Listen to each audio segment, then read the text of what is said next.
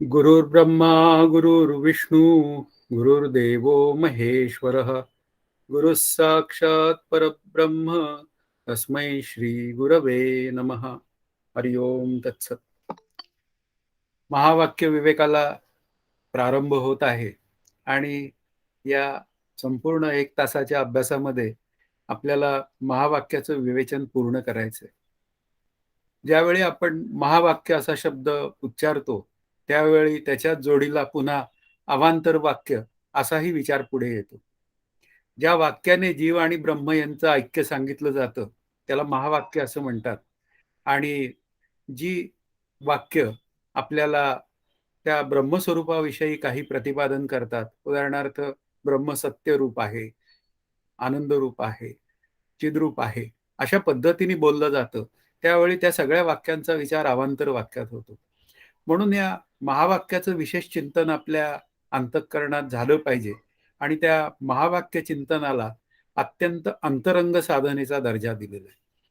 आणि साधन शब्दाचा अर्थ साध्य होता साधनाचा ठाव नाही, म्हणून महावाक्य चिंतन हे सुद्धा एक साधन आहे. त्याचा विचार महावाक्य विवरण, महावाक्य उपदेश अशा पद्धतीने पण केला जातो. महावाक्याचं चिंतन करताना आपल्याला हंसराज स्वामी आपल्यासमोर असं म्हणतात, चहुवेदांची वाक्यचार याचा अर्थ साचार की जीवब्रह्मैक्य निर्धार अंगी बाणे. अत्यंत अंतरंग चिंतन असल्यामुळे हंसराज स्वामींचंही असंच म्हणणं आहे की साधनेतला शेवटचा टप्पा जो आहे तो महावाक्य चिंतनाचा आहे, की ज्याने साक्षात आनंद रूपतेचा विचार प्रत्यक्ष पुढे येतो. महावाक्य विवरण करताना आपल्याला एक लक्षात घ्यावं लागतं की महावाक्य सांगण्याचा अधिकार कोणाला आहे. महावाक्य सांगण्याचा अधिकार खरं तर श्री गुरूंचा आहे. त्यांच्या मागे परंपरेची सगळी एक शक्ती असते आणि ते मात्र आपल्याला तत्वमसी असं महावाक्य सांगतात आणि आपल्याला अहम ब्रह्मास्मी रूपाने त्याचा अनुभव येतो. पण तो अनुभव येताना 2 पद्धतीने त्याचे विचार केले गेलेले आहेत. एक विचार आहे कानावचनाची या भेटीचा. जर समजा साधक कानावचनाची या भेटीचा असेल तर तो वस्तू होऊनी उठू म्हणजे तो वस्तू होऊनच जातो. तिथल्या तिथे त्या क्षणाला तो आत्मरूप होऊनच जातो, वस्तू रूपच होऊन जातो. पण ज्याच्यामध्ये मात्र अशा पद्धतीने ज्ञानरूपता अंतःकरणात येत नाही तेव्हा त्याला मात्र त्या महावाक्यजन्य ज्ञानापर्यंतचा प्रवास हा पूर्ण करावा लागतो. आणि महावाक्यजन्य ज्ञानाचा प्रवास पूर्ण करताना सुरुवात मात्र निष्काम कर्मोपासनेने होते. त्याला आपण बहिरंग साधनेचा दर्जा दिलाय. आणि बहिरंग साधनेतनं हळूहळू अंतरंगात आपण शिरायला लागतो. तस तसं विवेक, वैराग्य, समाधी, षटक हे सगळे विचार पुढे येतात आणि तीव्र मुमुक्षत्व इथपर्यंतचा विचार येतो. तेव्हा आपण या तिघांना, या तिघा चौघांना म्हणूया विवेक, वैराग्य आणि समाधी, षटक आणि तीव्र मुमुक्षत्व हा जो 4चा बंच आहे त्याला मात्र आपण म्हणूया की ते आपल्याला मध्यम पद्धतीने ते आपलं अंतरंग साधन आहे अशा पद्धतीचा विचार करू शकतो. आणि पुढे आपल्याला जेव्हा त्याच्याही पुढे अंतरंगाचा विचार करायची वेळ येते तेव्हा मात्र श्रवण, मनन, निधिध्यासन हे अनुक्रमे अंतरंग होत जातात. आणि त्यानंतर मात्र तत्वमसी चिंतन हे मात्र अत्यंत अंतरंग अशा पद्धतीने बोललं जातं. आणि समर्थांचा शुद्ध ज्ञान निरूपण हा समास देखील महावाक्य विवरण करणारा आहे. आणि ते महावाक्य विवरण करताना त्यामध्ये एक ओवी मला फार सुंदर सापडली आणि ती ओवी अशी आहे, महावाक्य उपदेश सार परी घेतला पाहिजे विचार, त्याच्या जपे अंधकार न फिटे भ्रांतीचा. महावाक्य उपदेश सार. आता हे कसं आहे तर ते सार रूपाने बोललं जाणारं आहे, अत्यंत थोडक्यात बोललं जाणारं आहे. महावाक्य शब्दाचाच अर्थ आहे अत्यंत थोडक्यात केलेला उपदेश. म्हणून ते कसं आहे तर ते सार रूप आहे. मग उरलेली जी काय वाक्य आहेत ती कशी आहेत, पुन्हा काय आहे, त्या मानाने ती सार रूप नाही. म्हणून शेवटचं जे काय प्रमाण आहे, कृपा कटाक्षाची या किरणे मोहसमुद्राचे आटणे. आता हा जो शेवटचा कटाक्ष जो आहे तो महावाक्य कटाक्ष आहे. आणि कटाक्ष शब्दाचा अर्थ कट म्हणजे शेवटचे, अक्ष म्हणजे प्रमाण. आता शेवटचं प्रमाण काय आहे तर तत्वमसी किंवा अहम ब्रह्मास्मी. अशा पद्धतीने ही जी काय 4 महावाक्य आहेत इथपर्यंत माझं साधन गेलं पाहिजे. म्हणून इथे काय आहे, महावाक्य उपदेश सार परी घेतला पाहिजे विचार, म्हणजे त्याचा विचार मी केला पाहिजे. साधके पाहिजे केला विचार हा त्यातला भाग आहे. आणि जर का मी त्याचा विचार केला नाही आणि त्या तत्वमसीचा जप जाप कितीही केला तरी न फिटे अंधकार भ्रांतीचा. म्हणजे माझी भ्रांती निवृत्त होण्याचा कुठेही तिथे एक विचार नाहीये. आणि माझ्या भ्रांतींचा निराश व्हावा असं जर का मला वाटत असेल तर मला महावाक्य श्रवण आणि महावाक्य चिंतन केलंच पाहिजे. अभ्यास करताना आपल्याला जेव्हा नेमका आणि नेटका जेव्हा विचार करायची वेळ येते तेव्हा समर्थ म्हणतात काही वेळा ते लक्ष घ्यावं लागतं. सोहमात्मा स्वानंद घन अजन्मा तो तूच जाण, हेची सद्गुरूचे वचन सदृढ धरावे. की तो सोहमात्मा मी आहे आणि हे सद्गुरू सांगतात. हेची सद्गुरूचे वचन सदृढ धरावे.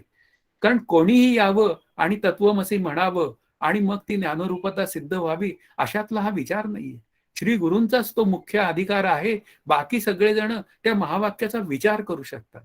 आत्ता आपण जो काय बोलतो आहे विचार, तो महावाक्याचा विचार बोलत आहे आणि तो महावाक्याचं चिंतन आपण बोलत आहोत. पण साक्षात महावाक्य बोलण्याचा अधिकार जर कोणाचा खरा असेल तर तो केवळ श्री गुरूंचा आहे, हा त्याचा भाग आहे. म्हणून त्याच्या जपे अंधकार न फिटे भ्रांतीचा, म्हणून महावाक्याचा जप करून चालणार नाही, तर आपल्याला त्याचा विचारच केला पाहिजे. म्हणून विचार करताना आपल्याला लक्षात विचारसागरची भाषा जर घेतली तर अपरोक्ष ज्ञानास केवळ किंवा हेतू हे केवळ महावाक्यजन्य ज्ञानच आहे. जोपर्यंत अंतःकरणामध्ये महावाक्यजन्य ज्ञानरूपतेचा विचार अनुग्रहाच्या निमित्ताने माझ्या अंतःकरणात गुंजत नाही, म्हणजे येत नाही, तोपर्यंत मला ज्ञानरूपता येण्याचा कुठेही एक प्रसंग नाही. एवढं मात्र जर माझ्या लक्षात आलं तर मग काय आहे की जीव ब्रह्मरूपच आहे असं सांगणारं थोडक्यात उपदेश करणारं जे वाक्य असतं त्याला महावाक्य असं म्हणतात. मग उरलेली सगळी जी काय आहेत ती सगळी अवांतर वाक्य तयार होतात. आणि मग अशा पद्धतीने आपण महावाक्य आणि अवांतर वाक्य याचा विचार केला तर साधनेतलं जे काय श्रवण मनन आणि निधिध्यासन हे जे काय विचार आहेत ते आपल्याला अत्यंत निष्ठेने आणि अत्यंत अंतरंगपणे चालवता येतात. श्रवणात काय ऐकायचं आहे याचा विवेक मला करता येतो की श्रवणात जीव आणि ब्रह्म यांचं ऐक्यज्ञानच केवळ ऐकलं पाहिजे. कारण उदाहरणं दिली जातात पण ती उदाहरणं घेऊन आपण त्याच्या मागे असलेलं जे काय सार तत्व आहे, तो आत्मा मी आहे इथपर्यंतचा विचार हा मला सतत केला पाहिजे. त्यातूनच निधिध्यासनाचा विचार होतो. कारण श्रवणात ऐकलेला विचारच मला माझ्या निधिध्यासनाला कारणीभूत होतो आणि मग माझ्या जीव ब्रह्मैक्याच्या आड जे जे काय येतं ते सगळे विचार मला दूर करावे लागतात. आणि ते दूर केल्यानंतर अंतःकरण वृत्ती शांत झाल्यानंतर 6 अहम सोहम पर्यंतचा प्रवास मला पूर्ण करावा लागतो. अशा पद्धतीने मी हळूहळू निधिध्यासनात जातो आणि शेवटी मग त्या तत्वम पदार्थ शोधन हा केवळ अपरोक्ष ज्ञानाचा हेतू आहे. आणि ते श्री गुरूंचे शब्दच हे 3-3 वेळा सांगण्याचं कारणच आहे. ज्याच्या जीवनात श्री गुरु नाहीत त्यांनी त्याचा विचार करण्याची गरज आहे. आणि अशा पद्धतीपासून हा जो साधनेचा क्रम दिलेला आहे तो श्री ज्ञानदेवांनी सुद्धा दिलेला आहे. जेणे भ्रांतीपासून हिरतले गुरुवाक्य मन धुतले, मग आत्मस्वरूपी घातले रोवनिया. आता जेणे भ्रांतीपासून हिरतले गुरुवाक्य मन धुतले. आता गुरुवाक्याने जर माझी अंतःकरण वृत्ती धुतली गेली तर मग मात्र या भ्रांतींचा निराश होण्याची व्यवस्था आहे. आणि तेव्हाच मी माझ्या आनंदाशी एकरूप होऊ शकतो. तोपर्यंत मला माझ्या भ्रांतींपासूनचा माझा जो बचाव आहे तो केवळ शाब्दिक बचाव ठरतो. नेहमी एक लक्षात घ्या, आम्ही सुद्धा आमचा अभ्यास सुरू केला होता. श्री गुरु काकांना आम्ही 1.5 वर्ष ऐकलं आणि 1.5 वर्ष ऐकल्यानंतर जेव्हा आम्ही त्यांना सांगायला गेलो की आम्हाला अनुग्रहाची आवश्यकता आहे, त्यावेळी ते म्हणाले, अनुग्रह कशाकरता हवे तुम्हाला? असं म्हणाले ते, का हवे तुम्हाला? त्यावेळी आम्ही त्यांना म्हणालो की 1.5 वर्ष दासबोधाचा अभ्यास केलेला आहे तरी सुद्धा अंतरंग जो विचार आहे म्हणजे त्यातला अनुभवाचा जो विचार आहे तो विचार काही स्पर्श करत नाही. आणि दासबोधामध्ये जागोजागी जे श्री गुरूंचं महत्व सांगितलेलं आहे आणि ते कळू पाहता श्री गुरूंची जीवनात अत्यंत आवश्यकता आहे. कारण श्री गुरूंशिवाय मला ब्रह्मज्ञान होण्याची कुठलीच व्यवस्था नाहीये. आणि मग त्यांनी त्या अनुग्रह देण्याचं कबूल केलं, हा त्यातला विचार आहे. आपल्याला खूप बारीक विचार करायला पाहिजे. आणि हे महावाक्य चिंतन असंच सांगतं, या विवेक प्रकरणात महावाक्य चिंतन हे शेवटचं आहे, किंबहुना आपल्याला लक्षात घ्या, महावाक्य चिंतनानेच माझ्या आत्मस्वरूपाची प्राप्ती मला होण्याची खरी व्यवस्था आहे. आणि म्हणूनच या महावाक्याचा विचार आपल्याला करणीय आहे. आणि तो महावाक्य विचार आता पहिल्या श्लोकापासून प्रारंभ होत आहे. तो प्रज्ञानम ब्रह्म या महावाक्याने सुरुवात होतीये आणि ते ऐतरेय उपनिषदातलं आहे आणि त्याचा मुख्य ग्रंथ हा ऋग्वेद आहे. ते ऋग्वेदातलं वाक्य आहे, एवढा त्याचा विचार करूया. आणि मग ते काय आहे, ते प्रज्ञानम ब्रह्म जे आहे ते मला कळलं पाहिजे. आता प्रज्ञानम ब्रह्माचा पहिल्या श्लोकाखालचा अर्थ असा सांगतोय, माणूस किंवा अन्य प्राणी ज्यामुळे ऐकतो, पाहतो, वास घेतो, बोलतो व गोड कडू जाणतो त्याला प्रज्ञान असे म्हणतात. म्हणजे इथे प्रज्ञान शब्दाचे अर्थ आपल्याला समजून घ्यावे लागतील. प्रज्ञान शब्दाचे अनेक अर्थ आहेत, पण प्रज्ञान शब्दाचे आपल्या अभ्यासाच्या दृष्टीने जे काय महत्वाचे अर्थ आहेत त्यातला एक महत्वाचा अगदी प्रथम जो अर्थ आहे, त्या प्रज्ञान शब्दाचा अर्थ साक्षी किंवा प्रज्ञान शब्दाचा अर्थ आत्मा असाही अर्थ आपण घेऊ शकतो. त्याचा विचार आपण करणार आहोत. आणि आणखीन प्रज्ञान शब्दाचा एक अर्थ आहे विवेक बुद्धी. विवेक वस्तूकडे ओढी, देहबुद्धी तेथूनही पाडी. आता वस्तू शब्दाचा अर्थ आत्मस्वरूप, म्हणजे याचा अर्थ काय आहे, ती विवेक बुद्धी जी आहे तेच प्रज्ञान आहे. हाही एक विचार करावा लागतो, पण तो काय पद्धतीने आहे तो विचार करावा लागेल. आणि मग आणखीन एक प्रज्ञान शब्दाचा अर्थ आहे प्राप्त केलेले ज्ञान. मग ते व्यावहारिक सत्तेतलं सुद्धा असू शकतं, प्राप्त केलेलं ज्ञान, आणि ते पारमार्थिक सत्तेतल्या शब्दातलं सुद्धा असू शकतं. म्हणजे पारमार्थिक अभ्यासाला अनुकूल असलेलं शब्दज्ञानाचा विचार हा सुद्धा त्या प्रज्ञान शब्दाचा अर्थ होऊ शकतो. म्हणून इथे काय आहे, महावाक्यातलं पहिलं जे काय प्रज्ञानम ब्रह्म हे महावाक्य आहे त्याचं स्पष्टीकरण करताना पुन्हा पहिल्यांदा होणाऱ्या ज्ञानाचा विषय आहे. कारण जेव्हा आपण त्या प्रज्ञान शब्दाचा अर्थ घेतो त्यावेळी प्रज्ञान शब्दाचा एक अर्थ बुद्धी असा आहे. मग बुद्धीने जे काय सगळं जाणलं जातं ते वेगळेपणाने जाणलं जातं. बुद्धीला जे जे काय कळतं ते बुद्धिस्त चिदाभासाला कळलेलं असतं. जेव्हा बुद्धीला कळतं अशी जेव्हा भाषा बोलली जाते त्यावेळी बुद्धिस्त चिदाभास हा गृहीत धरलेला आहे की आत्मा अधिक बुद्धीत पडलेलं प्रतिबिंब. म्हणून इथे प्रज्ञान शब्दाचा वरवरचा अर्थ किंवा वाच्यार्थ असा आपण म्हणूया त्यातले त्यात, तर तो वाच्यार्थ जो आहे तो असाच आहे की ही जी काय इंद्रिय आहेत त्या इंद्रियांच्या मागे असलेली जी काय अंतःकरण वृत्ती म्हणजे बुद्धी जी आहे, ती बुद्धी त्या इंद्रियांना काही सांगते की तू आता काय कर, तू कानाने आता हे चिंतन ऐक, तू काय कर, त्या डोळ्यांनी त्या प्रत्येक रूपामध्ये विठ्ठलाला पहा, किंवा डोळ्यांनी किंवा कानानी किंवा 5 ज्ञानेंद्रियांच्या साह्याने तू सगळं चिंतन कर. व्यावहारिक सत्तेतल्या आपल्या जीवन शैलीचं म्हणजे मुख्य मुद्दा आहे की मी नोकरी करेपासून ते नोकरीपासून घरी येईपर्यंत, म्हणजे जागा झाल्यापासून ते झोपेपर्यंतचा तो सगळा व्यवहार आहे तो ज्ञानेंद्रियांच्या साह्याने चालतो. पण त्या ज्ञानेंद्रियांच्या मागे चिदाभास असतो आणि चिदाभास शब्दाचा अर्थ जीव आहे. आणि ते जीव नावाचं तत्व बुद्धीच्या साह्याने हा सगळा व्यवहार करतो. पण या व्यवहाराच्या मागे ती बुद्धी नावाचं जे तत्व आहे ते तेज तत्वाचं आहे. आणि तेज तत्व हे जड अचेतन आहे, पण बुद्धीत पडलेला जो आत्मप्रकाश आहे तो जणू काही त्या बुद्धीला चेतना निर्माण करतो. म्हणजे बुद्धी ती जाणून घेण्याच्या क्षमतेला प्राप्त करून देतो आणि मग त्याच्या सत्तेवर, त्या ब्रह्मरूप आत्मस्वरूपाच्या किंवा ब्रह्मरूप साक्षीच्या सत्तेवर मी बुद्धीच्या साह्याने या जगातील सर्व पदार्थांबरोबर व्यवहार करतो. म्हणून इथे होणारं जे ज्ञान आहे त्यालाही प्रज्ञान म्हणतात. पण त्या प्रत्येक होणाऱ्या ज्ञानामागे असणारं ज्ञान असतं त्याला साक्षीचं ज्ञान म्हणतात किंवा साक्षीरूप ज्ञान म्हणतात. त्या साक्षीच्या सत्तेवरच या होणाऱ्या ज्ञानाचा विचार होतो. म्हणून त्या साक्षीलाही प्रज्ञान म्हणतात. हा त्यातला भाग आहे. आणि तो साक्षी जो आहे म्हणजे ते जे प्रज्ञान आहे ते मला जाणून घ्यायचंय. आपल्याला समजून काय घ्यायचंय महावाक्य निमित्ताने, या प्रज्ञानम ब्रह्म या निमित्ताने आपल्याला समजून काय घ्यायचंय तर प्रत्येक होणाऱ्या ज्ञानामागे असणारं ज्ञान आहे किंवा प्रत्येक होणाऱ्या बोधामागे एक असणारा बोध आहे. प्रतिबोध विदितम मतम केनोपनिषदाची भाषा आहे की प्रत्येक होणारा जो बोध आहे, बोध शब्दाचा अर्थ कळणं, प्रत्येक जे काय कळणं आहे ते केवळ आत्मस्वरूपाच्या सत्तेवर आहे आणि तो आत्मा मी आहे. म्हणून इथे या प्रज्ञानम ब्रह्माचा जो विचार आहे तो आत्मस्वरूपाशी निगडीत असलेला विचार आहे आणि तो आत्मा मी आहे. मग ज्यावेळी देह पडतो त्यावेळी एक्झॅक्टली काय होतं? त्यावेळी आत्मा सोडून जात नाही. कारण आत्मा येतही नाही आणि जातही नाही. कारण जे येतं तेच जातं. मग येतं काय? तर जीव नावाचं तत्व येतं, शरीर नावाचं तत्व येतं. स्थूल शरीर येतं, सूक्ष्म शरीर येतं, म्हणून ते जातं. काही काळ टिकतं आणि कालांतराने जातं. पण आत्मा नावाचं तत्व मात्र अधिष्ठान रूपाने आहे, आहे आणि आहे. म्हणून इथे काय आहे, तो प्रज्ञान किंवा साक्षी जो आहे तो अखंड आहे.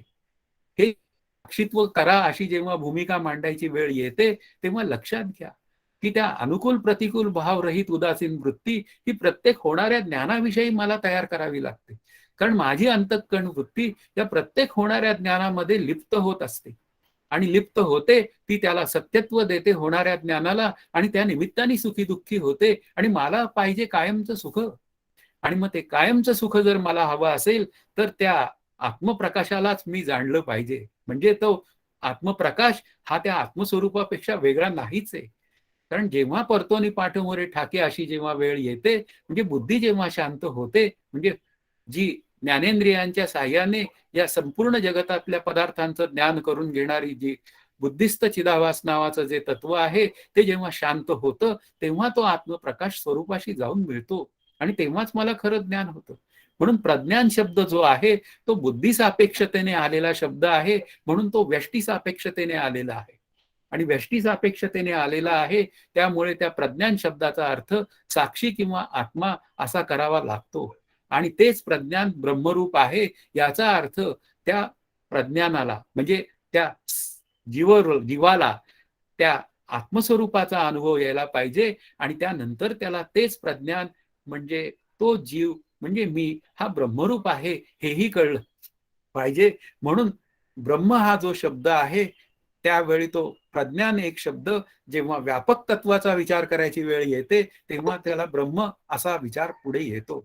म्हणून इथे आपल्याला समजूनच घ्यायची गरज आहे की त्याला कुटस्थही म्हणतात त्या प्रज्ञानाला, त्या साक्षीही म्हणतात आणि ते मला कळलं पाहिजे. आणि ते प्रज्ञान म्हणजे तो साक्षी म्हणजे ते आत्मतत्व मी आहे असा मला अनुभव यायला पाहिजे. आणि जोपर्यंत तो अनुभव येत नाही तोपर्यंत मला साधन करायची गरज आहे.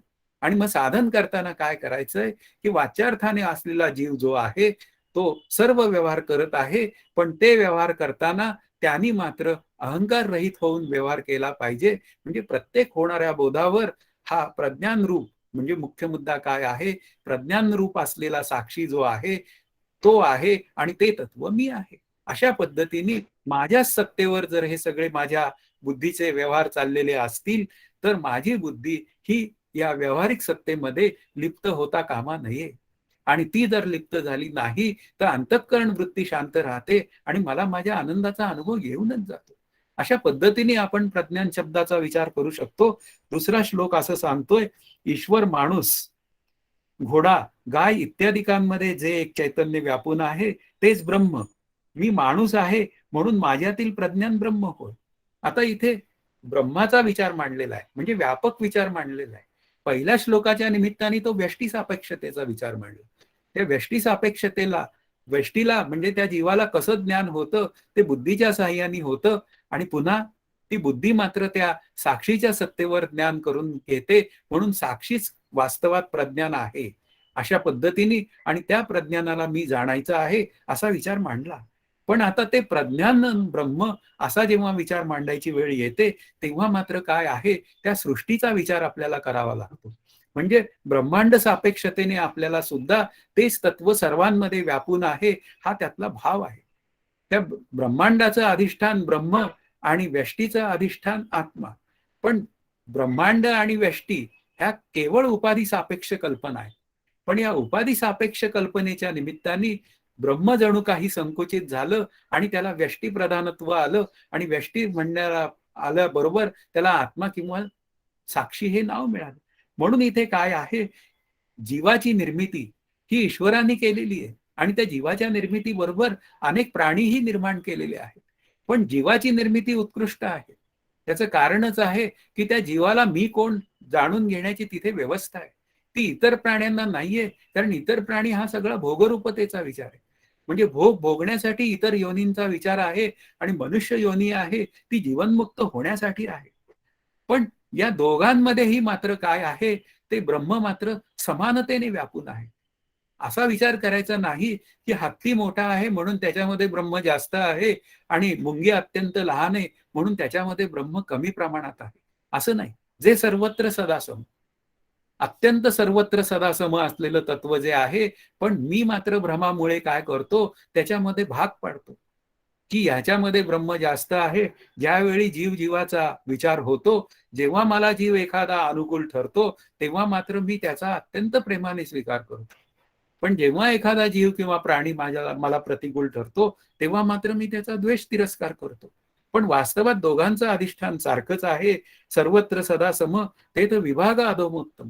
मग मी तिथे विभाग पाडतो. याला असतं जीव जीवाचा भेद म्हणतात. आणि असे विभाग पाडले की लक्षात घ्या, मी त्या अधिष्ठानापासून म्हणजे त्या अधिष्ठानाच्या अनुभवापासून मी दूर गेलेलो असतो.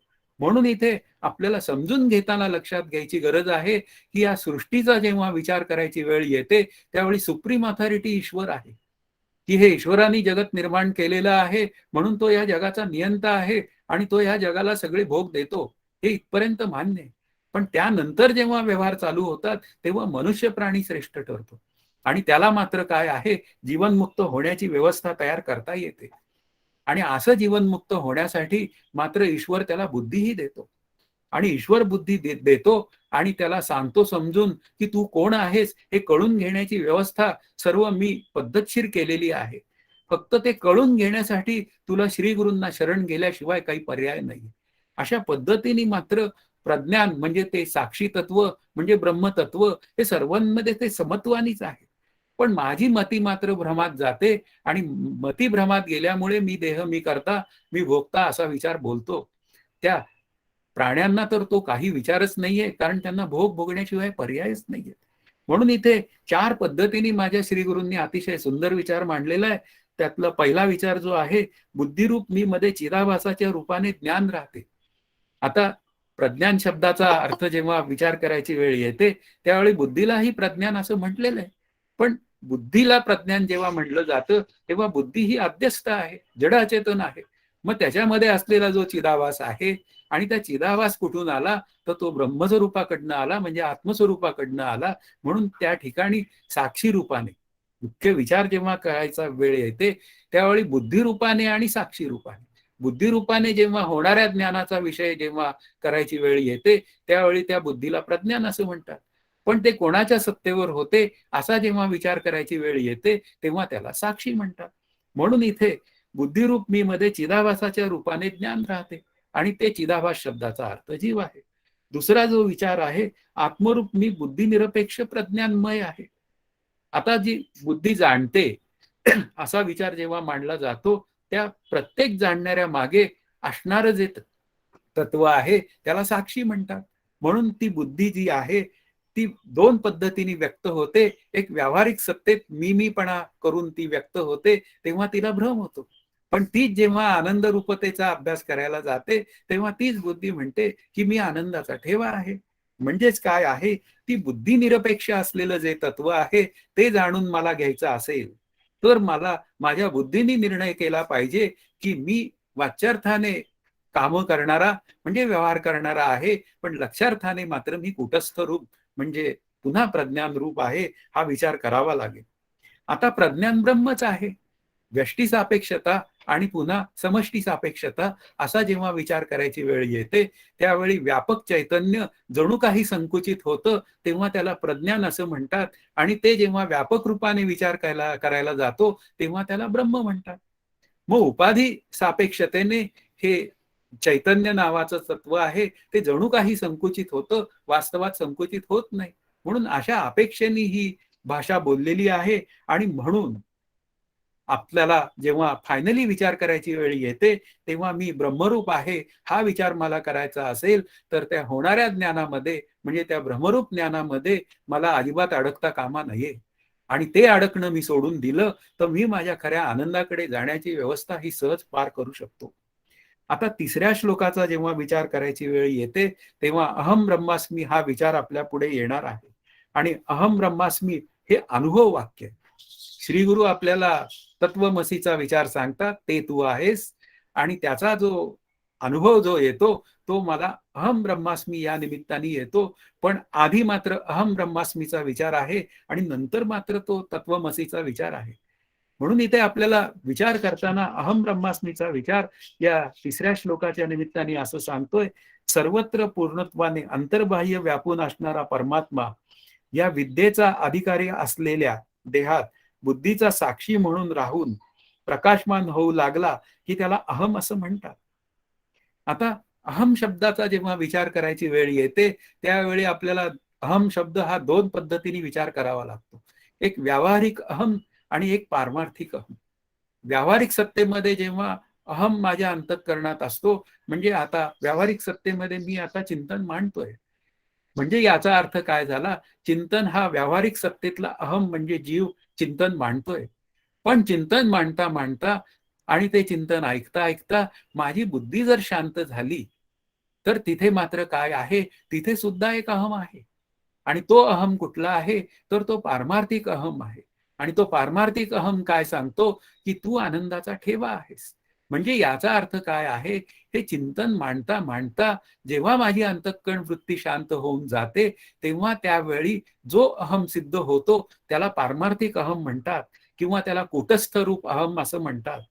म्हणून इथे आपल्याला 2 पद्धतीने त्याचा विचार आलेला आहे, की एक व्यावहारिक अहम आणि एक पारमार्थिक अहम. म्हणून हे अहम ब्रह्मास्मी हे यजुर्वेदातलं जे काय वाक्य आहे, बृहदारण्यक उपनिषदातलं जे वाक्य आहे, ते मला माझ्या आनंदाच्या अनुभवाचा विचार सांगतो. आणि मग ते सांगताना पुन्हा त्या साक्षीचा विचार करावाच लागतो, की ब्रह्मनिरपेक्ष व्यापक आहे. पण ते जणू काही त्या व्यष्टीच्या निमित्ताने ते जेव्हा बुद्धीमध्ये जणू काही बंदिस्त होतं, तेव्हा मात्र त्याला साक्षी म्हणण्याचा विचार करावा लागतो. मग साक्षी म्हणण्याचा विचार केल्यानंतर मग त्याच्यामध्ये अहम अहम हा विषय असतोच. प्रत्येक वेळी तो म्हणतोच ना, मी हे करतो, मी ते करतो, माझ्याकडनं हे केलं गेलं, माझ्याकडनं ते केलं गेलं, अशा पद्धतीने तो बोलतोच ना. मग आता ते जे काय सगळं बोलणं आहे ते सगळं व्यावहारिक अहमचं बोलणं आहे. मग आता त्या व्यावहारिक अहम मध्ये जर का माझ्या अंतःकरणात विशेष तत्व तयार झालं, म्हणजे त्या व्यावहारिक अहमला जर विशेषत्व आलं, तर मी तिथे फसतो. आणि तिथे फसल्यामुळे मग मला तिथे अभिमान होतात. मग अभिमाने उठे मत्सर. मग त्यातनं द्वेष, मोह, मत्सर, तिरस्कार असे गोष्टी तयार होतात आणि त्या निमित्ताने मी बंधनात सापडतो. म्हणून व्यावहारिक अहमचा विचार करताना तो अहम जर का विशेष झाला, तर मला तो बंधनात अडकवतो. आणि तो अहम जर का म्हणजे मुख्य विचार काय आहे, त्या जीवानी जर का आनंद रूपतेकडे जाण्याचा म्हणजे अध्यात्मशास्त्राचा अभ्यास केला, तर मग त्या बुद्धीच्या मागे असलेलं जे तत्व आहे त्याचा शोध घेण्याचा तो प्रयत्न करू शकतो. प्रतिबोध विदितम मतम, म्हणजे त्या प्रत्येक होणाऱ्या बोधामागे असणाऱ्या बोधाचा तो विचार करू शकतो. म्हणून हा अहम व्यवहार करण्यासाठी आवश्यक आहे तो आहेच. पण तो व्यवहार जर का विशेष अहमच्या निमित्ताने केला गेला तर मात्र तो त्रासदायक आहे. मग तसाच इकडे आपल्याला कूटस्थ रूप मी आहे हा सुद्धा एक अहम आहे. कारण ज्यावेळी वृत्तीच्या स्तरावर मी हा व्यावहारिक सत्तेतला जेव्हा अहम बाधित करतो आणि वृत्तीच्या स्तरावर मला मी आनंदरूप आहे असा अहम माझ्या अंतःकरणात तयार होतो, तेव्हा तो सुद्धा विशेष अहम आहे. आणि तोही अहम शांत व्हायला पाहिजे. म्हणजे अशा पद्धतीने अहमचा विचार करताना वाच्यार्थ आणि लक्षार्थ असे त्याचे विचार करावेच लागतात. म्हणून इथे त्वम पद वाच्य, त्वम पद लक्ष असे 2 विचार आपल्या पुढे येतातच. आता त्वम शब्दाचा अर्थ जीव आहे. मग जीव शब्दाचा वाच्यार्थ हा काय आहे, जीव आहे. आणि लक्षार्थ मात्र कुटस्थ रूप मी आहे. आणि तत्पदाचा वाच्यार्थ ईश्वर आहे आणि तत्पदाचा लक्षार्थ ब्रह्म आहे. मग आता या अहमचा विचार तसाच आहे. आता त्वम पद वाच्य जो आहे तो काय करतो, व्यवहार करतो. आणि व्यवहार करून काय करतो, तो अहंकार धारण करतो आणि अहंकार धारण केल्यामुळे जन्म मरणाच्या फेऱ्यात अडकतो. पण त्यानेच जर का विचार केला की मी कोण आहे, तर मी कोण आहे याचा विचार करताना हा व्यवहार करणारा जो मी आहे तो अध्यस्त रूपाने असलेला मी आहे. आणि अधिष्ठान रूपाने असलेला मी जो आहे तो अकर्ता आहे. मग आता अकर्ता मला व्हायचा असेल तर मला काय केलं पाहिजे, मला त्या तत्पदाशी म्हणजे तत्पदाच्या लक्षाशी मला एकरूपता साधली पाहिजे. मग ती साधायची असेल तर अहमनी काय करायचं, तर त्या विशेष अहमचा बाध करायचा, जीवानी विशेष अहमचा बाध करायचा आणि मी कूटस्थ रूप आहे असा विचार करायचा. त्यालाच तर बाध समानाधिकरण असं म्हणतात. आणि नंतर मग त्या कूटस्थाचं आणि ब्रह्मस्वरूपाचं हे सहजच ऐक्य असतं, त्याला मुख्य समानाधिकरण म्हणतात. अधिकरण शब्दाचा अर्थ ऐक्य. मुख्य ऐक्य हे कूटस्थ आणि ब्रह्मस्वरूपाचं आहे, पण त्या जीवाला त्याच्या देहाचा बाध करावा लागतो. ईश्वराला गरज पडत नाही, कारण माया नावाची उपाधी त्याच्या स्वाधीन आहे. आणि आपण मात्र त्या माया नावाच्या उपाधीच्या स्वाधीन असल्यामुळे आपल्याला मात्र अभ्यास करावा लागतो, साधन करावं लागतं. म्हणून इथे काय आहे, सामान्यपणे जी काय आपल्यासमोर जी काय माणसं दिसतात ती सगळी अहंकाराच्या तालावर नाचतात. पण ते नाचणं त्यांना सुख आणि दुःखकारक असतं हे काही केल्या कळत नाही. पण अध्यात्मचिंतन करणारा जो असतो तो मात्र हे नको असलेला अहमचा विचार जो आहे तो बाजूला काढतो. मी देह, मी करता, मी भोगता, मी असा, मी तसा, मी संघभ्रांतीचा, हा सगळा व्यवहारातल्या अहमचा विचार आहे आणि त्यामुळे मी बंधनात सापडतो. पण त्याच वेळी जर मी अधिष्ठान अहमचा विचार करायची वेळ केली, म्हणजे विचार केला, तर मी मात्र त्या अधिष्ठान रूप ब्रह्माशी एकरूप होतो. म्हणून इथे अहम ब्रह्मास्मीचा जो विचार आहे तो आपल्याला समजून घेताना वाच्यार्थ आणि लक्षार्थाचा विचार करावा लागतो. आणि वाच्यार्थ आणि लक्षार्थाचा विचार केला असता जीवाने वाच्यार्थाचा त्याग करावा आणि लक्षार्थाशी एकरूप व्हावं. हा केवळ भागत्याग लक्षणेचा विचार आहे, तो आपण मागे केलेला आहे, की वाच्यार्थाचा त्याग आणि लक्षार्थाचा स्वीकार. म्हणजे वरवर दिसणारा जो अर्थ आहे त्याचा त्याग करायचा आणि लक्षार्थाचा स्वीकार करायचा. आत्मरूप मी हा लक्षार्थ आहे आणि देहरूप मी हा त्याचा वाच्यार्थ आहे. अशा पद्धतीने मी जेव्हा हा वाच्यार्थाचा त्याग हळूहळू म्हणजे बाध रूपाने करायला लागेल, त्यानंतर मला हळूहळू अनुक्रमे मी ब्रह्म आहे असा अनुभव येण्याची व्यवस्था तयार होते. पहिल्यांदा जो तुटक असतो, अदृढ असतो, हळूहळू तो दृढ व्हायला लागतो आणि एक दिवस तो अत्यंत दृढ होऊन जातो. मोठुके गुरुमुखे उदय जत, हृदयी स्वयंबची वसे, प्रत्यक्ष फावो लागे तैसे आपैसे याचे. म्हणजे ते तत्वमसीचं चिंतन असतं, ते अहम ब्रह्मास्मीच्या निमित्ताने माझ्या अंतःकरणात रुजूनच जातं. आणि रुजून गेल्यानंतर सहजच मी माझ्या स्वरूपाशी आनंदाशी एकरूप होतो. त्यालाच म्हणतात अहम ब्रह्मास्मीचा अनुभव. आणि अशा अहम ब्रह्मास्मीचा अनुभव हा अनुभव वाक्याचा विचार आहे. म्हणून मला त्या आनंदाचा अनुभव हा अहम ब्रह्मास्मीच्या निमित्ताने येतो, हा विचार करावा लागतो. कारण अभ्यास करायची जेव्हा वेळ येते ना, तेव्हा दोनच महावाक्यांचा विचार विशेषत्वाने होतो. एक म्हणजे त्या तत्वमसीचा आणि दुसरा जो आहे तो अहम ब्रह्मास्मीचा. प्रज्ञानम ब्रह्म आणि अयमात्मा ब्रह्म यांचा विचार होतो, पण तो फार थोड्या कमी पद्धतीने होतो. जास्त जो विचार आहे तो तत्वमसी चिंतन. तत्वमसी महावाक्य उपदेश भला, परंतु त्याचा जप नाही बोलिला. म्हणजे आपल्याला काय जे काय सगळं चिंतन चालतं ते सगळं केवळ तत्वमसीचं चिंतन असतं, हा विचार करावा लागेल. मग आता पुढचा जो चौथा श्लोक आहे तो ब्रह्म व मी यांचा संबंध काय आहे हे सांगणारा आहे. परिपूर्ण परमात्म्यालाच येथे ब्रह्म म्हटले आहे. अस्मी शब्दाने, अस्मी या शब्दाने ब्रह्म व अहमचे ऐक्य सांगितले आहे, म्हणून मी ब्रह्म आहे. आता अस्मी शब्द आहे सांगणार आहे. नुसतंच जर का आपण तत्व म्हणलं तर ते वाक्य पूर्ण होत नाही. ते आसी पदाने वाक्य पूर्ण होतं. म्हणजे ते ब्रह्म मी आहे अशा पद्धतीने ते ब्रह्म मी आहे असा विचार जेव्हा करायची वेळ येते तेव्हा मात्र काय होऊन जातं, त्या अहमचा विचार करावा लागतो. आणि मग तो जो पारमार्थिक अहम आहे म्हणजे लक्षार्थाने असलेला जो अहम आहे तो त्या परिपूर्ण ब्रह्मस्वरूपाचा अर्थ आहे आणि तो मी आहे हे मला कळलं पाहिजे. म्हणून इथे आप्तवाक्याचा विचार खूप महत्वाचा आहे. आपल्याला सगळेच आप्त वाटतात, आपले सगळेच नातेवाईक आप्त वाटतात, आपले आई वडील सुद्धा आप्त आहे. पण ते मला काय करतात, ते माझं लग्न करतात आणि मला देहादी प्रपंचाला लावतात. आणि श्री गुरु माझे आप्त आहेत की ते माझं त्या महावाक्याशी लग्न लावतात आणि मला जीवनमुक्त करतात. म्हणून आप्त माझा खरा कोण आहे, की जो माझं त्या स्वरूपाशी लग्न लावून देतो तोच खरा माझा आप्त आहे. म्हणून तर त्या अमृतानुभवामध्ये ज्ञानदेवांनी त्यांना आज्ञेचा आहे व तंतू म्हणलंय. त्या प्रत्येक शिष्याच्या गळ्यातील ते मंगळसूत्र आहे अशाही पद्धतीने म्हणलंय. आणि ते कसे आहे श्री गुरु, अमूर्तची परी मूर्तू कारुण्याचा. म्हणजे याचा अर्थ काय आहे, की ते मूर्त स्वरूपात मला अमूर्ततेचा म्हणजे त्या स्वरूपाशी एकरूप होण्याचा विषय सांगतात. म्हणून इथे काय आहे, ते आप्त वाक्य हेच मला खरं आत्मस्वरूपाला प्रमाणजन्य आहे आणि ते प्रमाणजन्य आप्तवाक्य केवळ श्री गुरु सांगतात. म्हणून इथे काय आहे, त्यांच्याशिवाय ज्ञानरूपता येण्याची काही शक्यता नाही. त्यांच्या मुखातूनच ते महावाक्यजन्य आप्तवाक्य आलं पाहिजे आणि ते आप्तवाक्य त्यांच्या मुखातनं जोपर्यंत माझ्या कानाशी त्याचा संबंध येत नाही तोपर्यंत मला जीव ब्रह्मैक्याचा अनुभव येण्याची कुठलीच व्यवस्था नाहीये.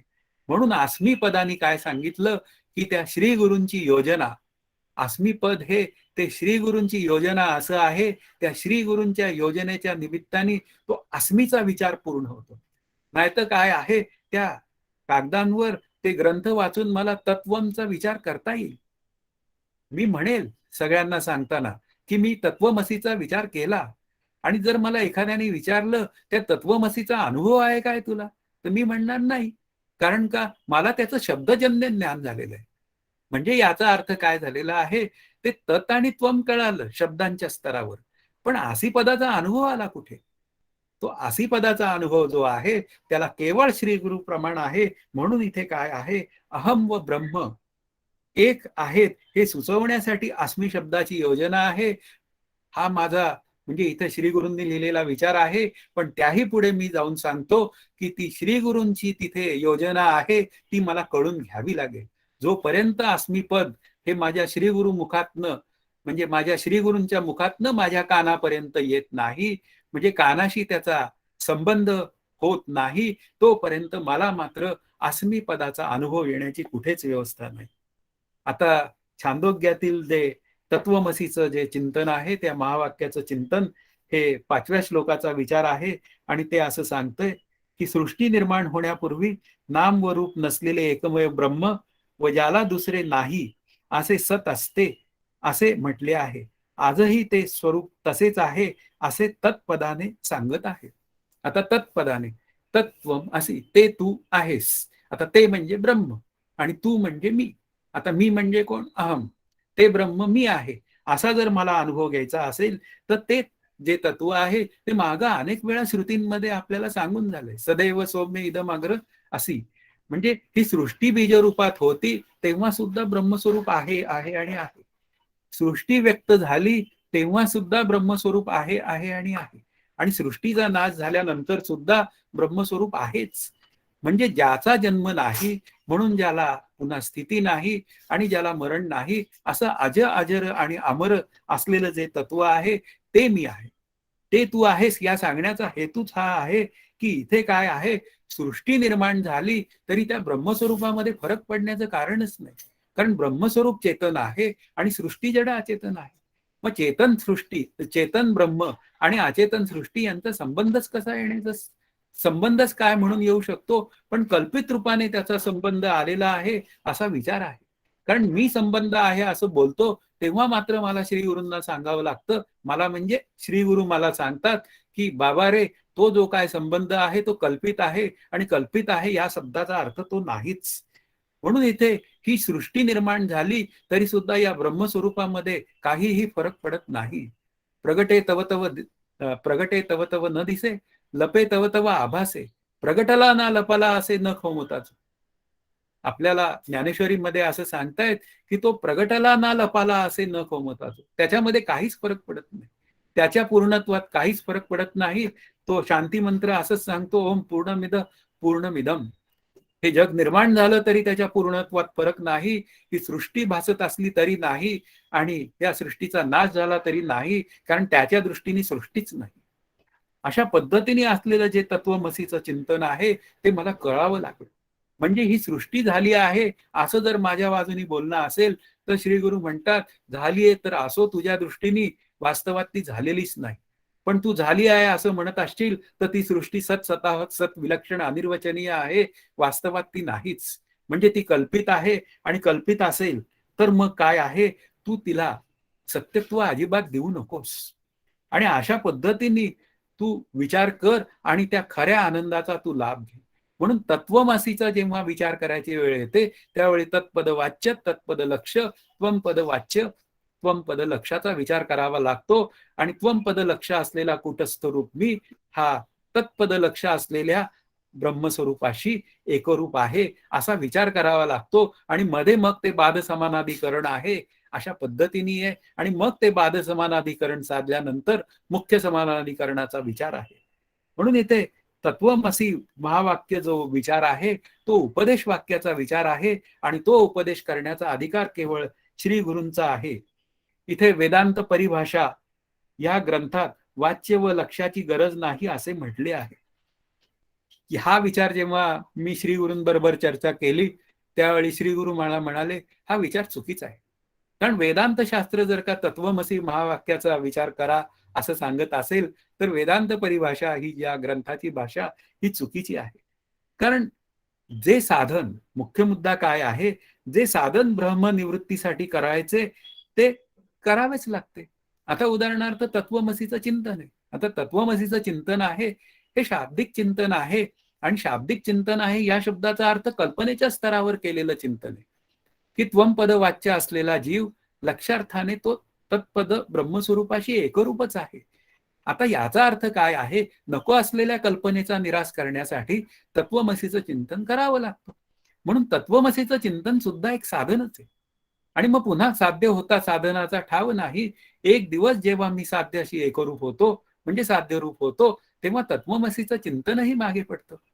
जसं पाहुण्याच्या घरी मी पोचल्यानंतर शिदोरीची आवश्यकता नसते तसंच काहीसं तत्वमसीचं चिंतन पूर्ण करून आनंदरूपतेचा अनुभव जेव्हा येतो तेव्हा मात्र आपल्याला त्या आनंदरूप होण्यासाठी म्हणजे आनंदरूपता टिकवण्यासाठी त्या तत्वमसी चिंतनाची गरज नसते. म्हणजे अशा पद्धतीने आपल्याला लक्षात घेतलं पाहिजे तत्वमसी चिंतन हे सुद्धा एक साधनच आहे. आणि साधनच असेल तर ते सुद्धा शांत होऊन जातं आपोआप. आपण नाही करायचं, ते आपोआप शांत होतं आणि मला माझ्या खऱ्या आनंदाचा अनुभव होतो.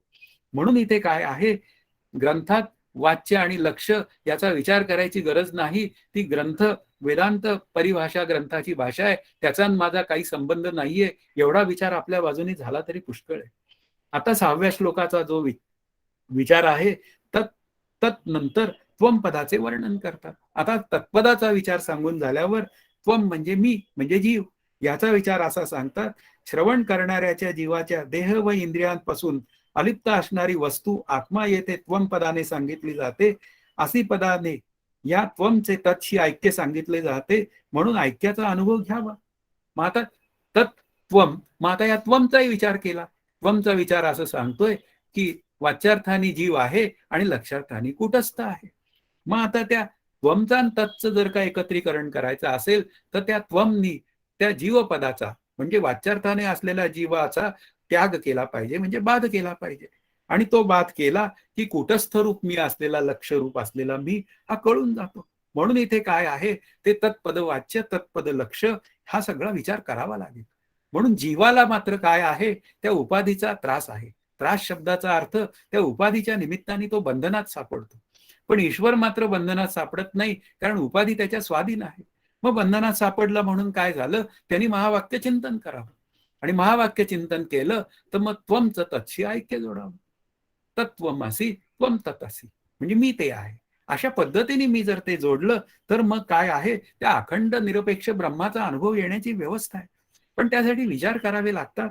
आणि विचार करताना सुद्धा मग ते समर्थांचं म्हणणं आहे की पाहावे आपणासी आपण यानावं ज्ञान. ऐक ज्ञानाचे लक्षण ज्ञान म्हणजे आत्मज्ञान. पाहावे आपणासी आपण यानावं ज्ञान. एक पाहणारा आहे आणि एक जे पाहायचं ते आहे. आता पाहणारा कोण आहे, तो जीव आहे म्हणजे साधक आहे. मग काय त्यांनी पाहायचंय तर त्यांनी स्वरूप पाहायचंय. पण स्वरूप 5 ज्ञानेंद्रिय आणि 6 प्रमाणांना कळत नाही. मग आता कळत नाही तर त्यांनी काय करायचं, मग त्यांनी जे वाच्यार्थाने असलेलं जे काय मी शरीर मी करता मी भोगता या अज्ञानाची निवृत्ती करायची आणि मग आत्मस्वरूपाला पाहायचं. या शब्दाचा अर्थ त्याच्याशी एकरूप व्हायचं. शुद्ध ज्ञान निरूपण नावाचा जो समाज आहे त्याच्यामध्ये अनेक महावाक्य विवरण करणाऱ्या ओव्या आलेल्या आहेत. त्या दासबोधामध्ये त्याचा विचार जाऊन तो मुळातूनच पाहावा. त्यांनी हे सगळं प्रकरण सोपं होऊन जाण्याची व्यवस्था होते. किंवा मग ज्ञानदेव म्हणतात ते परतोनी पाठमोरे ठाके आपण या आपण पै देखे देखत खेव ओळखे म्हणे तत्व ते मी. आता ते तत्व मी आहे हे कसं काय ओळखणार. ती बुद्धी नावाचं जे तत्व आहे जीवाचं, जीव बरोबर बुद्धी अधिक आत्मा अधिक बुद्धीत पडलेलं प्रतिबिंब त्या जीवाने विचार करायचा आहे. आणि विचार केल्यानंतर बुद्धी शांत होऊन जाते आणि तो आत्मप्रकाश एकटा राहू शकत नाही, तो त्या स्वरूपाला जाऊन मिळतो आणि पुन्हा जेव्हा ही बुद्धी जागी होते साधकाची, तेव्हा त्या बुद्धीवर ठसा उमटतो. तो आनंदाचा उमटलेला जो ठसा आहे, तो आनंदाचा उमटलेला ठसा तो मी आहे या पद्धतीने उमटतो. म्हणून तत्वमसीचं रूपांतरण हे अहम ब्रह्मास्मी मध्ये झालं पाहिजे अशा पद्धतीने तत्वमसीचं चिंतन हे श्रीगुरूंकडनं येतं आणि अहम ब्रह्मास्मीचं चिंतन हा माझ्या साधनेचा भाग आहे. म्हणून ती गॅप मला भरून काढावी लागेल, ती माझ्या साधनेने भरून काढता येते. म्हणून आत्मस्वरूपाचं सामान्य ज्ञान मला आहे. मी देह, मी करता, मी भोगता किंवा मला कळावं या पद्धतीने आहे. पण आत्मस्वरूपाचं विशेष ज्ञान जे आहे ते सच्चिदानंद ब्रह्मरूप आत्मा मी आहे हे कळण्यासाठी मात्र मला अभ्यास करण्याशिवाय पर्याय नाहीये. अशा पद्धतीने मी जेव्हा या तत्वमसीचं चिंतन करतो तेव्हा मला त्या त्वमचं तत्शी ऐक्य आहे हे कळून जातं. म्हणून सर्व परमार्थ शास्त्राचा हा एकमेव उद्देश आहे. यातच मानवी जीवनाची कृतार्थता आहे. म्हणजे काय कृतार्थता आहे तर आत्माच ब्रह्मरूप आहे हे कळून घेण्यात कृतार्थता आहे. आणि ते जर मी कळून घेतलं नाही तर मला परत परत या ठिकाणी जन्माला यावं लागेल. आणि त्यासाठी श्री ज्ञानदेव सांगतात, जाणतेनी गुरु भजिजे तेणे कृतकार्य होईचे. जाणतेनी मी जर का गुरुभजन केलं म्हणजे ते जसं सांगतात तसा साधना अभ्यास केला तर मी माझ्या स्वरूपाशी एकरूप होण्याची व्यवस्था तयार करता येते.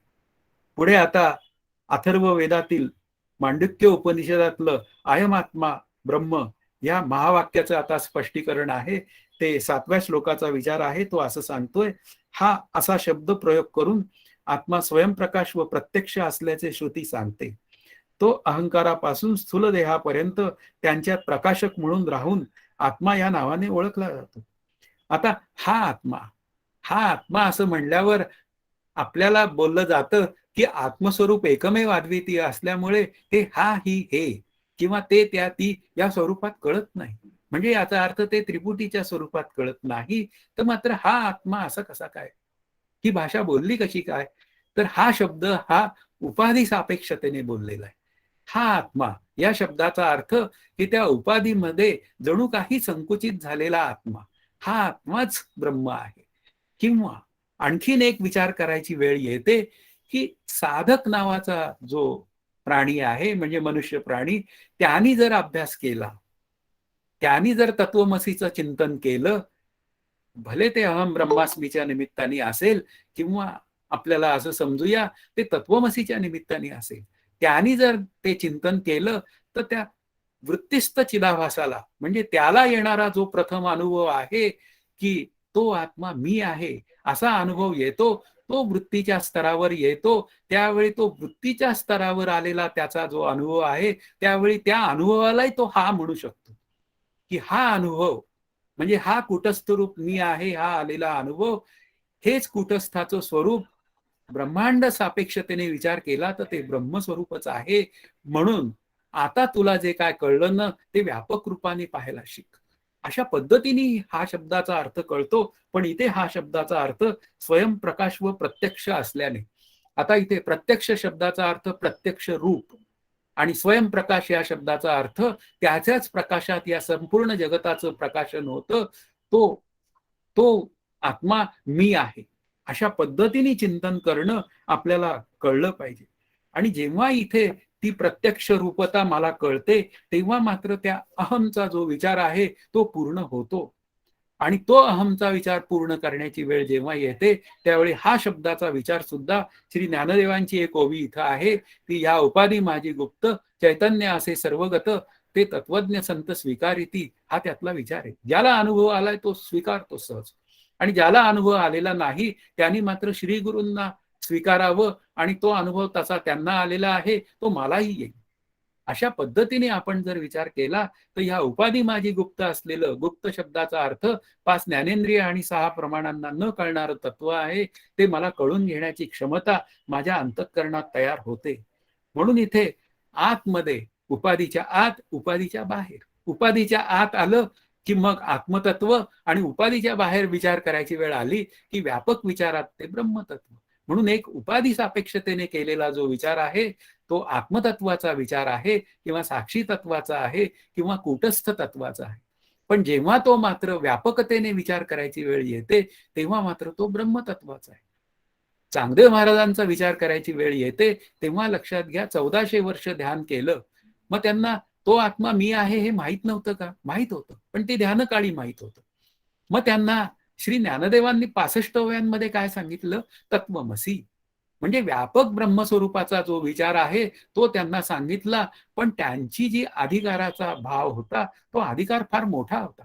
निष्काम कर्मोपासनेने चित्त शुद्ध आणि शांत झालेलं असल्यामुळे त्यांचं 65व्यात भागूनच गेलं. ते स्वरूपाशी एकरूप होऊनच गेले. हा त्यातला विचार आहे. म्हणजे तत्वमसीचं चिंतन हेच केवळ अंतिम चिंतन आहे, हा त्यातला विचार आहे. म्हणून इथे हा आत्मा या शब्दांनी मला अनुभव रूपाने आलेला वृत्तीच्या स्तरावर असलेला आत्मा किंवा उपाधी सापेक्षतेने केला गेलेला विचार, या उपाधी माझे गुप्त, या पद्धतीने सुद्धा करता येतो. आता शेवटी या महावाक्य विवरणाचा शेवट आहे आणि तो शेवट आता 8व्या श्लोकाच्या निमित्ताने आहे. जाणवणाऱ्या या सर्व जगातील सार तत्व आता सांगितले जात आहे तेच ब्रह्म होय. स्वप्रकाश आत्मा व हे ब्रह्म एकच आहे. म्हणजे आत्मा आणि ब्रह्म एकच आहे. म्हणून या जगात तुला जे जे काय जाणवतं आहे त्या प्रत्येक जाणणाऱ्या गोष्टींमध्ये, जाणवणाऱ्या गोष्टींमागे ते ब्रह्मतत्व आहे. आणि ते ब्रह्मतत्व तुला ते मी आहे या स्वरूपात कळलं पाहिजे. म्हणून आधी येणारा जो अनुभव आहे तो आत्मा मी आहे या पद्धतीने आहे. आणि मग आत्माच ब्रह्मरूप आहे असं सांगणारा कोणीतरी भेटतो आणि त्या निमित्ताने मी माझ्या आनंदाशी एकरूप होण्याची व्यवस्था आहे. म्हणून अविद्येमुळे मी जणू काही संकुचित होतो, पण वास्तवात मी अमर्याद आहे. अमर्याद आनंदाचा ठेवा असताना या आत्मस्वरूपाच्या अज्ञानामुळे मी जणू काही संकुचित होतो. ते आत्मस्वरूप जर मी कळून घेतलं तर ते अज्ञानाच्या निवृत्तीने ते मला आत्मस्वरूप कळतं. अशा पद्धतीने जर मी अभ्यास केला तर मला माझ्या आनंदाचा अनुभव येण्याची व्यवस्था आहे. त्यासाठी इथे अध्यस्थ अधिष्ठानाची एक प्रक्रिया सांगितली की रज्जू उपहित चैतन्यावर भासणारा सर्प अध्यस्थ आहे आणि त्याचं अधिष्ठान दोरी आहे. अशा पद्धतीने बोललो. त्या शेतकऱ्याचं उदाहरण सुद्धा माझे श्रीगुरु देतात, ते लक्षात घ्या की शेतकरी गोठ्यात आला म्हशी बांधण्याच्या, गायी बांधण्याच्या निमित्ताने आणि त्याला लांबट गोल आकारात काहीतरी पडलेलं दिसलं आणि दिसल्यावर त्याला काय वाटलं की इथे साप नसावा काय, म्हणून तो घरात गेला. कारण शेतकरी हुशार होता. त्यांनी बॅटरी आणली, टॉर्च आणला आणि त्या तिथे त्यांनी टॉर्च तो केला. टॉर्च टाकल्यानंतर त्याला ती ही दोरी आहे असं कळलं. पण लक्षात घ्या याच्या अंतःकरणात साप आहे का काय असा विषय आला, म्हणजे त्यावेळीही ती दोरीच होती. या शब्दाचा अर्थ आपल्याला समजला पाहिजे. म्हणजे समजून घ्या की इथे अध्यस्थ अधिष्ठानाची जी भाषा आहे ती केवळ त्या दोरीचं विशेष ज्ञान जोपर्यंत होत नाही तोपर्यंतच आहे. म्हणून हा टॉर्च महत्वाचा आहे. आणि हा टॉर्च कोण आहेत तर ते श्रीगुरु रूपी मुख्य मुद्दा काय आहे, ते श्रीगुरु माझ्या अंतःकरणामध्ये तो आत्मा मी आहे या पद्धतीने ते माझ्या बुद्धीचं प्रकाशन करतात. बुद्धीचं प्रकाशन आत्मस्वरूप करतं हे अगदी मला मान्य आहे. पण लक्षात घ्या की त्या बुद्धीचं खऱ्या अर्थाने प्रकाशन हे मी आत्मा आहे या वृत्तिस्थ चिदाभासाला कळल्याशिवाय होणार नाही. व्यावहारिक सत्तेतलं होईल पण ते भ्रमरूप प्रकाशन आहे. पण जेव्हा मला माझे श्रीगुरु या टॉर्चच्या स्वरूपात माझ्या जीवनात येतात आणि ते जेव्हा मला तत्वमसीचं चिंतन सांगतात तेव्हा मला खऱ्या अर्थाने त्या अध्यात्माचा खरा अर्थ कळतो.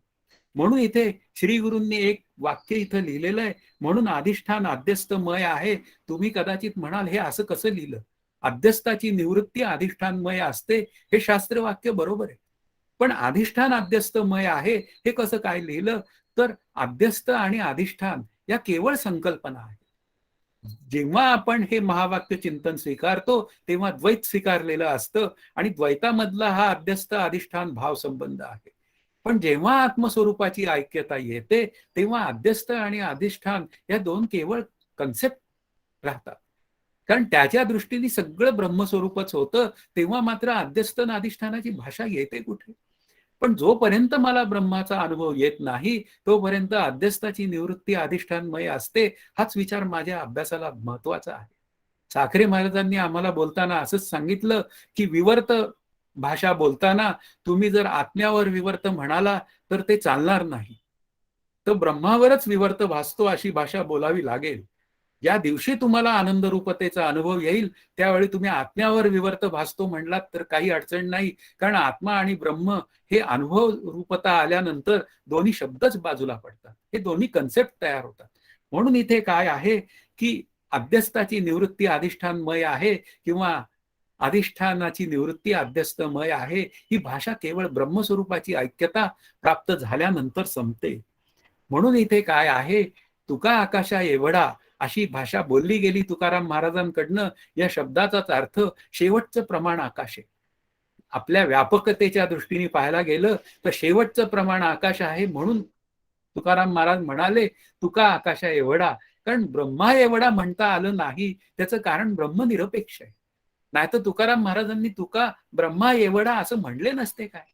पण ते फारच परफेक्शन असतं संतांचं. ते म्हणाले आकाशा एवढा. कारण आकाश हे वेगळेपणाने कळण्याचा विषय आहे आणि ब्रह्म हे वेगळेपणाने कळण्याचा विषय नाही. म्हणून ब्रह्म सुद्धा हा बोलण्याचा विषय नाही. यतो वाचो निवर्तन्ते अप्राप्य मनसासह. वाचेचा तो विषय नाही, मनाचा तो विषय नाही, मग तो महावाक्याचा तरी विषय कुठे आहे. पण अध्यस्त रूपाने, अधिष्ठान रूपाने, अध्यस्त अधिष्ठानाच्या परिभाषेमध्ये महावाक्य चिंतन आवश्यक आहे. ते महावाक्य चिंतन घडलं पाहिजे आणि ते घडलं तर जीव ब्रह्मैक्याची एकता ही सहज सिद्ध होते. आणि ती सिद्ध करण्यासाठी हा विवेकाचा विचार, महावाक्य विवेकाचा विचार इथे सांगून पूर्ण झालेला आहे. आणि विवेक नावाचं प्रकरण म्हणजे 5ही प्रकरणं इथे पूर्ण झालेली आहेत. पुढच्या वेळेपासून आपण दीप प्रकरणाला सुरुवात करूया. आज इथे थांबूया. जय जय रघुवीर समर्थ. हरि ओम तत्सत. श्री पांडुरंगाय नमः.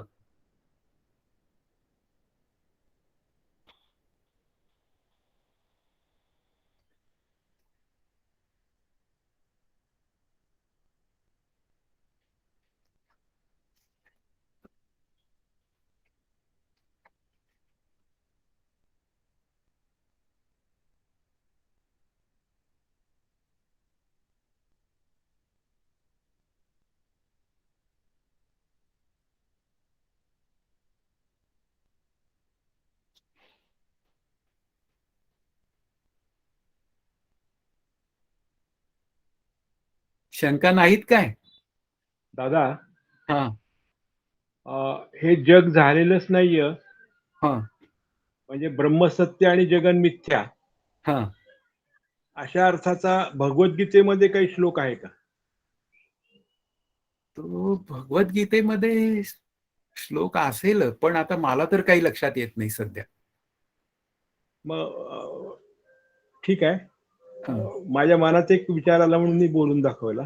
हा आणि दुसरा एक असा भाव आला की अध्यस्त अधिष्ठान किंवा हे आपण जे अध्यात्म शिकतोय सगळं, बस तिथपर्यंतच विचार आहे. म्हणजे ते सगळं कल्पित आहे. कल्पित आहे. मग ब्रह्माला ब्रह्म म्हणणं सुद्धा चुकीचं आहे.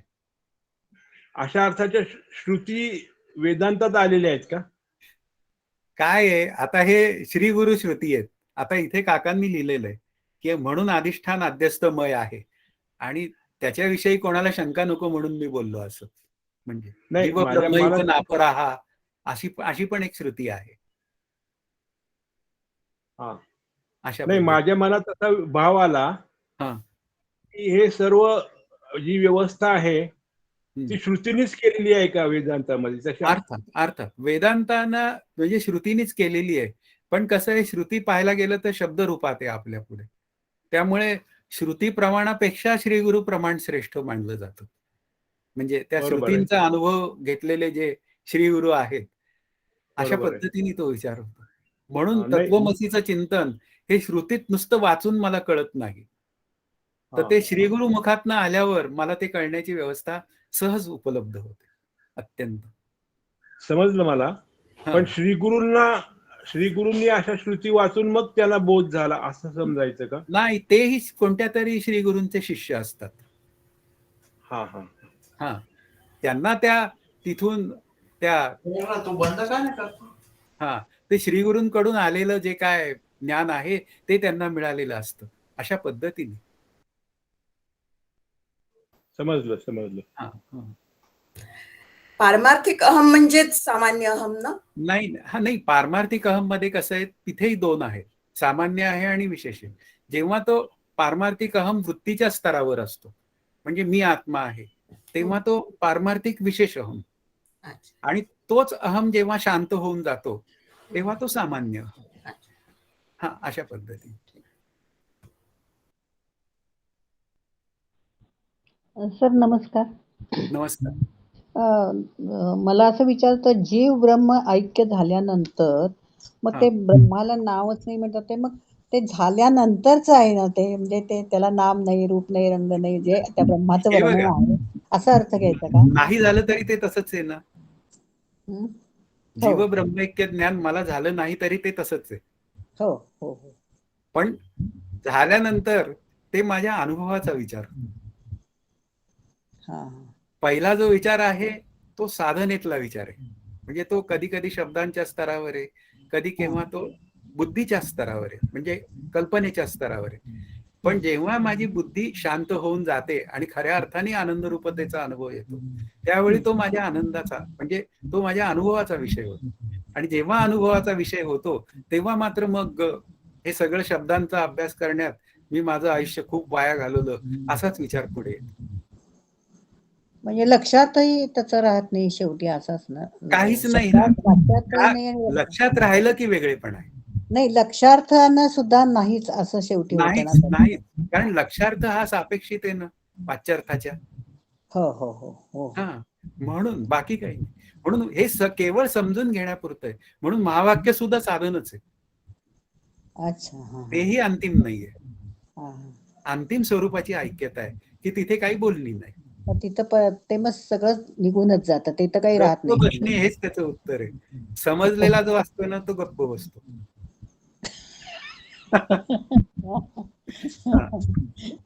समजलेला काहीच बोलत नाही, कारण त्याला माहिती असतं की बोलण्यात काही अर्थच नाही. बोललं की द्वैत तयार होते.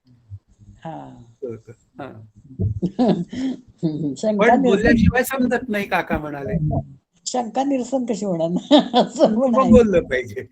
मग किती बोलावं, मग पर्याप्त बोलावं, असं त्याचं उत्तर आहे. अच्छा, बरोबर बरोबर बरोबर. धन्यवाद धन्यवाद, नमस्कार. ओके.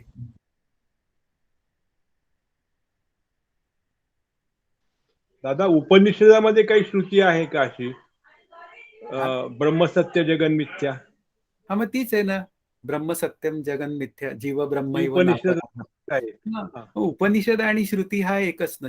उपनिषद हा श्रुतींचाच भाग आहे पाहायला गेलं. बरोबर आहे.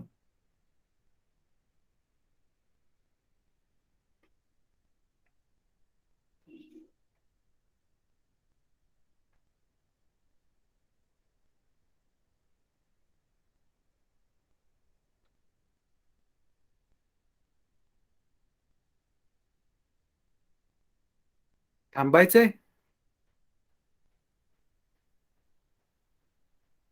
थांबूया.